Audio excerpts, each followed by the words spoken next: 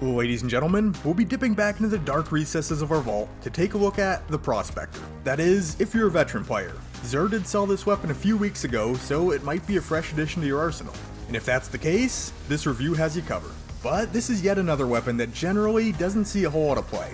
It's sitting at 157 in the PvE usage charts, and 320 in our PvP quick play game modes according to Destiny Tracker. At least in terms of PvE though, Prospector is a weapon that can output some very high burst damage. And while I'm sure that the simple fact that Anarchy exists keeps the Prospector out of a lot of players' hands, if you don't have Anarchy, or maybe you just feel like trying out something that's a little bit different, can this Destiny 2 launch exotic still get the job done here in Season of the Chosen? I'll put the Prospector through its paces in this review, and you can decide for yourself if you think the Prospector is something that's worth equipping. But if at any point during the course of this video you do find it useful, helpful, or enjoyable, liking and or subscribing are both greatly appreciated. But as always, only do so if you feel that the content is good enough to warrant your support. Let's get into the review though, and take a look at the Prospector's stats and perks.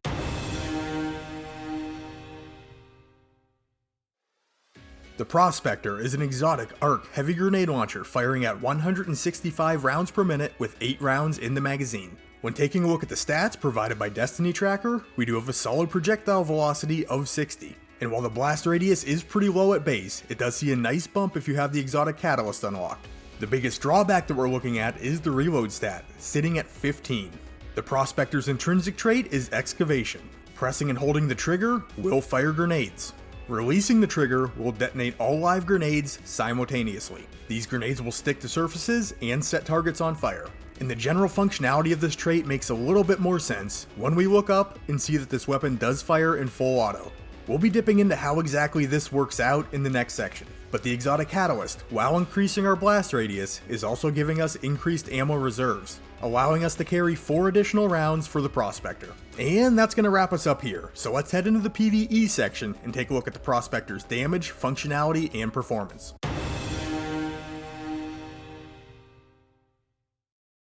Alright, we'll be starting out with the functionality aspects first, because the Prospector might feel a little strange if you don't know exactly what's going on with it. You can tap fire a single grenade, and it will stick to a solid surface. If this grenade contacts an enemy, or an enemy moves over the grenade, it is going to detonate. If this doesn't happen, that grenade is going to self-detonate in about 10 seconds. You can fire a grenade by pressing and holding the trigger, and then releasing the trigger to remotely detonate the grenade. But if you notice, that was the last round in the magazine. When you have multiple rounds in the magazine, holding the trigger will cause this weapon to continually spew out grenades. As soon as you release the trigger, the weapon will stop firing and any expelled grenades will detonate, even if the grenade's still in the air.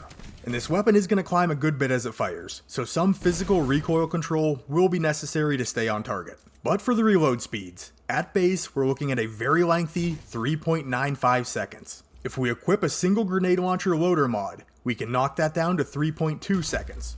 At base, the Prospector can carry a total of 19 rounds in reserves. Once we have the catalyst unlocked, it will be able to carry 23. With the catalyst unlocked and a single grenade launcher reserves mod equipped, we can carry 25. And damage time. And allow me to remind you that PvE damage numbers are variable, so you will see different values depending on content scaling or enemy tier. I've been doing all of my testing in the Conflux Lost sector on Nessus, so if you want to run your numbers against mine, this is where I'm at. So on a single grenade, we're having 4 values pop up. 5,452 from the impact, 15,479 from the blast, an additional pop of something at 933, and 5 burn ticks at 672 points of damage apiece. These all total out to 25,224 from a single grenade. With 8 rounds in our magazine, we're looking at 201,792 points of damage. The time to empty this magazine comes in at 2.61 seconds, so our damage per second through 1 mag is 77,314. This is a very healthy amount of burst damage. Just for comparison's sake, we'll take a look at the base damage from our legendary grenade launcher archetypes. First, we'll take a look at Crowd Pleaser. It's an adaptive grenade launcher firing at 120 rounds per minute. Single shot damage for the one that I'm using totals out to 26,139. This archetype typically has a smaller magazine size, so I threw in a backup mag. Now this one's holding 6. This puts the total damage in one magazine at 156,834. All 6 rounds are expended in 2.67 seconds, so single mag damage per second comes in at 58,739. For our 150 RPM rapid fire grenade launchers, we're looking at outrageous fortune. Single shot damage on this one is registering 20,914. Total damage for the 5-round magazine comes in at 104,570. 5 rounds are fired off in 1.74 seconds, so single mag damage per second comes in at 60,094. Do keep in mind though, this is the base damage for these grenade launchers. Their damage can move up a bit depending on the role. So if you have a particular grenade launcher that you'd like to check against the Prospector, have at it. And some benefits to equipping this exotic. Being that it is a grenade launcher, it does pull double duty as a good ad clearing weapon and a reliable single target damage option. If you need to clear out some space and get rid of some baddies on the field in short order, just hop around and tap those shots out. It does plenty of damage. And if one of your grenades happens to miss its mark, it is going to remain active, so if an enemy happens to move over it, it is going to trigger the detonation. You could also think about placing these grenades in front of doorways that you know enemies will be spawning out of. And in terms of single target damage, the DPS on this weapon is very high. And if you have that catalyst unlocked, you're able to carry 23 rounds, unmodded. So that's also a lot of total damage that we're hauling around in our pocket. Especially considering that this is not a precision-based weapon. Just aim at center mass to your target, hold the trigger down, and let the grenades rip.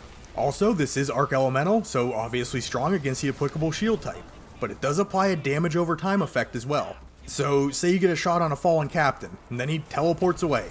This will block his shield regen for a few moments longer, which could be useful. Plus, Prospector does have a catalyst, so it will be generating orbs of power on multi-kills, which is always a nice benefit. Some drawbacks though. The damage is good, it's very good.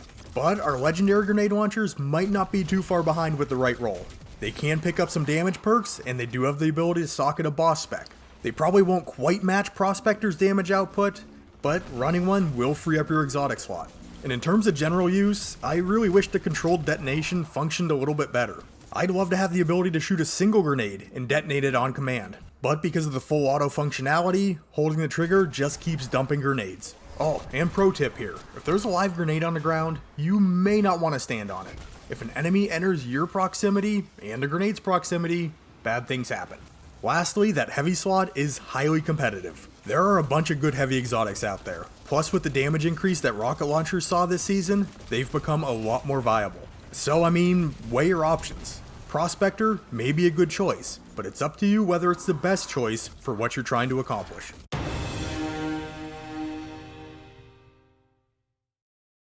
Moving into the PvP section and starting out with our damage numbers. A direct hit from the Prospector is going to score a total of 192 points of damage between the blast and the impact. This will be just enough to outright down a Guardian running 5 resilience or less. But our burn ticks will be rolling off at 6 points of damage apiece, so this is going to finish the job for any resilience tier. If you're controlling the detonation, the maximum blast radius is approximately 4 meters. You start getting out much further than that, and you run the risk of not registering damage. And on a miss, or a strategically placed grenade, the enemy player is pretty much going to need to step on it for it to detonate. Versus a Guardian in the roaming super, expect to need to commit at least 2 grenades to put your opponent down. I think 3 is a safer bet just in case our opponent has some health regen proc that could negate the burn ticks.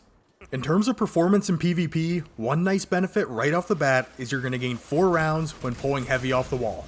To the best of my knowledge, our legendary grenade launchers will only ever pull 3 rounds, so 1 extra grenade is definitely a plus. And these grenades can serve as a nice trap. Place them just around corners or in narrow hallways, and wait for an unsuspecting enemy player to run into them. Or spray out some grenades and hold the detonation for just the right time. Or, you can just run it like a standard grenade launcher. But Prospector is a tough sell for me in PvP. Generally, I'd like to spend my exotic slot on a special or primary weapon, just something that I'll get a little more uptime out of. And the added utility that the Prospector provides just isn't enough to entice me to use it. Being able to place grenades and maybe have an enemy player run over them just doesn't feel like an efficient use of heavy ammo. And it's completely wasted if whatever trap you laid just doesn't end up panning out. Then when firing directly at a target, you really need to be sure that your grenade makes contact. If you miss, could your target strafe into that grenade and eat it? I mean, sure. But on the other hand, maybe they don't. Because these grenades don't detonate on impact, you always run the risk of missing out on some damage. And if you happen to be holding the trigger down to fire multiple grenades, you always run the risk of firing one too many and possibly wasting a round. The added utility that Prospector can provide can be a lot of fun. But as far as relevancy, is it doing much more for me than a standard grenade launcher would? In most cases, I'd say probably not. But hey, I mean, if you're a crafty player who's willing to learn to find nuances of using the Prospector in PvP, give it a try. You might really like it.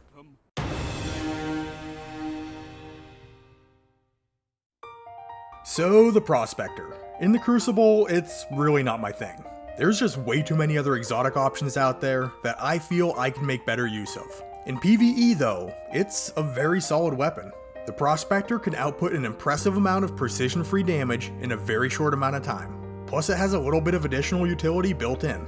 Is this the most amazing gun in the entire game? In my opinion, no. Are there weapons out there that are overall better options? In my opinion, yes. But the Prospector still can get the job done if you ask it to. It might be one of those weapons that you need to feel out a little bit, but in 90% of the content that we see in Destiny 2, the Prospector will serve you just fine. But if you did enjoy this video, please remember to leave it a like, and consider subscribing to the Ironworker Gaming channel to catch more Destiny 2 content in the very near future. If you'd like to contact me, you can look for Ironworker814 on Twitter, join our community Discord, link will be in the description, or comment down below and I will do my best to get back to you. And with all that being said, I'd like to thank you for taking the time out of your day to check out this weapon review. You guys are awesome, and I will catch you on the next one.